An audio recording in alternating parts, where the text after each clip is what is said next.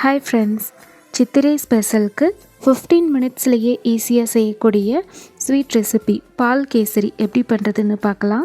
ஒரு பேனில் 1.5 ஸ்பூன் அளவு நெய் சேர்த்துட்டு ஒரு 10 முந்திரி பருப்பு லைட் ப்ரௌன் ஆகிற வரை மட்டும் லைட்டாக ரோஸ்ட் பண்ணி தனியாக எடுத்து வச்சுக்கோங்க. அதே பேனில் ஒரு கப் ரவா மெசரிங் கப்பில் 1 கப் எடுத்திருக்கேன். 1 மினிட் வர மட்டும் கலர் மாறாமல் நெய்யில் வறுத்துட்டு ஒரு சின்ன பிஞ்சளவு சால்ட்டை சேர்த்துக்கோங்க. உப்பு தான் ஸ்வீட்டை இன்னும் என்ஹான்ஸ் பண்ணி கொடுக்கும். அடுத்து அதே மெசரிங் பவுலில் 3 பங்கு மில்க் ஆட் பண்ணிக்கிறேன். 1 கப் ரவாக்கு அதே அளவு 3 பங்கு பால் சேர்த்துக்கிறோம். முதல்ல 2 கிளாஸ் பால் சேர்த்து நல்லா கட்டியாகாமல் கிளறி விட்டுட்டு அதுக்கப்புறமா நேச்சுரல் கலருக்காக மஞ்சளை லைட்டாக தண்ணியில் மிக்ஸ் பண்ணி சேர்த்துருக்கேன்.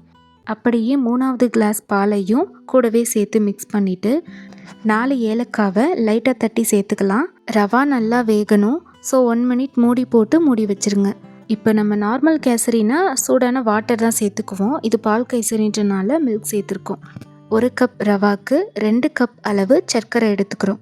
கேசரி கலர் பவுடர்ஸ் எல்லாம் நல்லது கிடையாது. ஸோ நேச்சர் கலர்னு பார்த்தோன்னா ஒன்று குங்குமப்பூ அல்லது மஞ்சள், இதுவே நமக்கு நல்ல கலர் கொடுக்கும். இப்போது இந்த கன்சிஸ்டன்சி வந்ததும் 1 ஸ்பூன் நெய் சேர்த்துட்டு கட்டி சேராமல் நல்லா கிளறிட்டு 1 மினிட் ஆஃப்டர் நம்ம நெய்யில் வறுத்து வச்சுருக்க முந்திரி பருப்பை லாஸ்ட்டாக ஆட் பண்ணிவிட்டு பரிமாறலாம். கார்னிஷ்காக லைட்டாக கொஞ்சமாக பாதாம் ஆட் பண்ணியிருக்கேன்.